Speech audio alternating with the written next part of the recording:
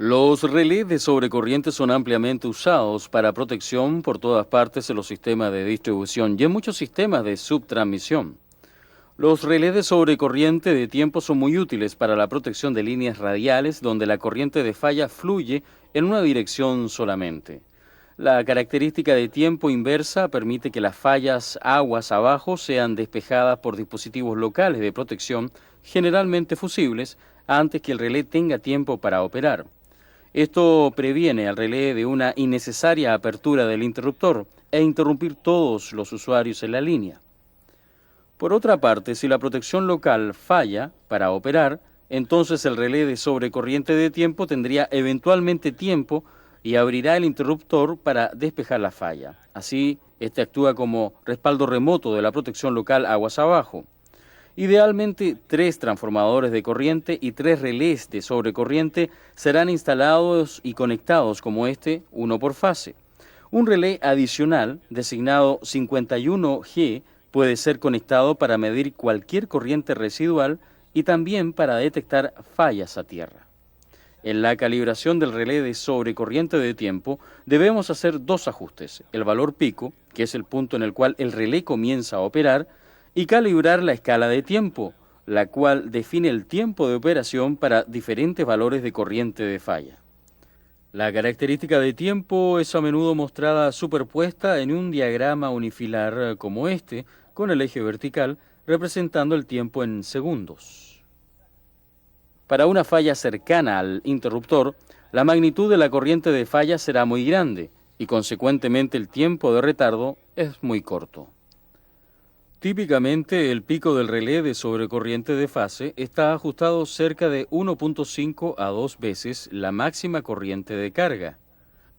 El margen es para permitir a cualquier corriente de magnetización alimentar los transformadores a lo largo de la línea y también para diferentes incrementos de carga cuando la línea es conmutada. Para cortos periodos de carga máxima, es usual considerar la carga promedio para un periodo de 15 minutos a 1 hora, no para picos instantáneos.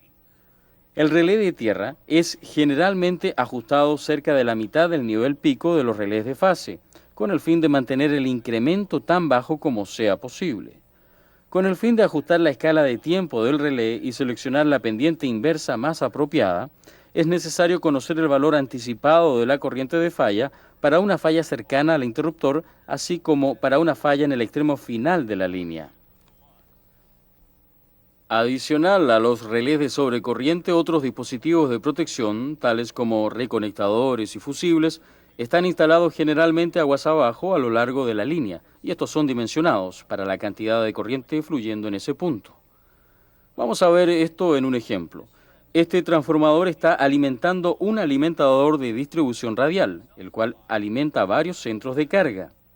Todos estos dispositivos de protección, fusibles, recierres y la protección de sobrecorriente del interruptor necesitan ser coordinados. Primero, para proteger el transformador de daños debidos a sobrecarga y segundo, para discriminar así que solamente el circuito en falla sea aislado.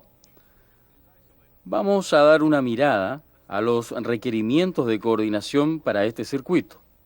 Las curvas características de varios dispositivos de protección están dibujadas en la escala logarítmica. Esta muestra a lo largo de la base la corriente en amperios y el tiempo en segundos está dibujado sobre el eje vertical. Estamos conscientes acerca de proteger al transformador, así que lo primero a dibujar es la curva de daño del transformador. Debemos estar seguros que todos los dispositivos de protección operan en este lado de la curva de daño del transformador para proteger al transformador de daños. En estos 2 puntos, fusibles de 65 amperios están instalados. La característica del fusible de 65 amperios es mostrado en esta curva. Como un ejemplo, este indica una corriente de 1000 amperios. En este circuito particular causará que el fusible se funda dentro de 0.3 segundos. Esto es antes que la corriente alta pueda causar algún daño al transformador. Lo mismo aplica a los fusibles de 100 amperios localizados en estas 2 derivaciones. La característica del fusible se muestra aquí. Vamos a ver el reconectador. La mínima base de disparo por falla es ajustada en 560 amperios. Esto es solo más del doble de la corriente de carga normal en este punto. El primer disparo, el cual es instantáneo, ocurrirá antes que el fusible aguas abajo tenga tiempo de operar. Si la corriente está por encima del incremento, el reconectador entonces cerrará y esperará para el segundo disparo, el cual es de tiempo retardado. La curva es mostrada aquí. Ahora el asunto empieza a ser claro. El reconectador todavía opera en buen tiempo para proteger al transformador, pero permite a los fusibles operar primero para una falla aguas abajo. Si el fusible no despeja una falla permanente, entonces el reconectador permanecerá abierto después del tercer disparo y así protege el transformador. Si el reconectador permanece cerrado y falla para despejar la falla, el relé de sobrecorriente de tiempo en el interruptor del alimentador operará. Este es ajustado para un incremento mínimo de 720 amperios, el cual es justo 2 veces la corriente de carga máxima. La escala de tiempo se ajusta para un retardo de al menos 0.2 segundos sobre el tiempo de operación del reconectador. Aún hay más protecciones. Si todos estos dispositivos fallan para operar, los fusibles en el lado de alto voltaje del transformador deberían quemarse e interrumpir el suministro de potencia. La capacidad máxima del transformador es 25 megavoltamperios. En el lado del primario del transformador se presentará una corriente de 25 megavoltamperios, dividido por raíz de 3 multiplicado por 115 kilovoltios, lo cual es igual a 125.5 amperios. A causa del corto tiempo de capacidad de sobrecarga de los transformadores, el fusible seleccionado debería ser igual o mayor que la carga plena nominal del transformador. En este caso, un fusible de 125 amperios está instalado. Para comparar las características del fusible primario con otros dispositivos de protección, debemos convertir la corriente primaria en valores secundarios en 13 kilovoltios. Cada valor de corriente debe ser multiplicado por 115 kilovoltios y dividido por 13 kilovoltios. La característica es mostrada aquí sobre la curva. Una vez más, una buena coordinación es provista. El fusible de alto voltaje protege al transformador, pero solo operará si el dispositivo aguas abajo falla para despejar la falla. Un punto importante para resaltar aquí es que 2 curvas son mostradas para el fusible primario. Una es el máximo tiempo de despeje para una corriente particular, mientras la otra muestra la corriente mínima de precalentamiento para la fusión. ¿Por qué necesitamos esto? Bien, suponga que tuvimos una falla, digamos aquí, cerca del interruptor, y el interruptor fue lento para despejar la falla. El elemento de alto voltaje puede comenzar a fundirse y empezar a dañarse. Pero antes que los elementos quemados del fusible abran, el interruptor puede eventualmente abrir y despejar la falla. Así, ahora tenemos un fusible dañado que la próxima vez probablemente explotará en un corto periodo de tiempo y mucho antes de cualquier dispositivo de protección aguas abajo. Esto interrumpirá muchos más usuarios de los necesarios.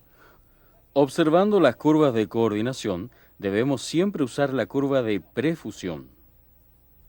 Un problema que puede afectar la protección de línea es el hecho que la capacidad de cortocircuito probablemente varíe a través de diferentes horas del día, a medida que algunos generadores son retirados de servicio durante los periodos de bajo consumo. El efecto de esto es que un cortocircuito en una línea de distribución puede causar que el voltaje caiga a un nivel bajo, y así limitar la magnitud de la corriente de falla, quizás debajo del incremento ajustado de la protección de sobrecorriente. Así la falla puede no ser despejada. Para evitar este problema, algunos esquemas instalan protecciones adicionales de sobrecorriente en forma de relés de sobrecorriente con restricción de voltaje. Dependiendo del cálculo específico de falla, el incremento de este relé es ajustado a un valor relativamente bajo, en algunos casos aún debajo del máximo normal de la corriente de carga para el circuito. Tan pronto como el voltaje está normal, el relé será restringido para operar.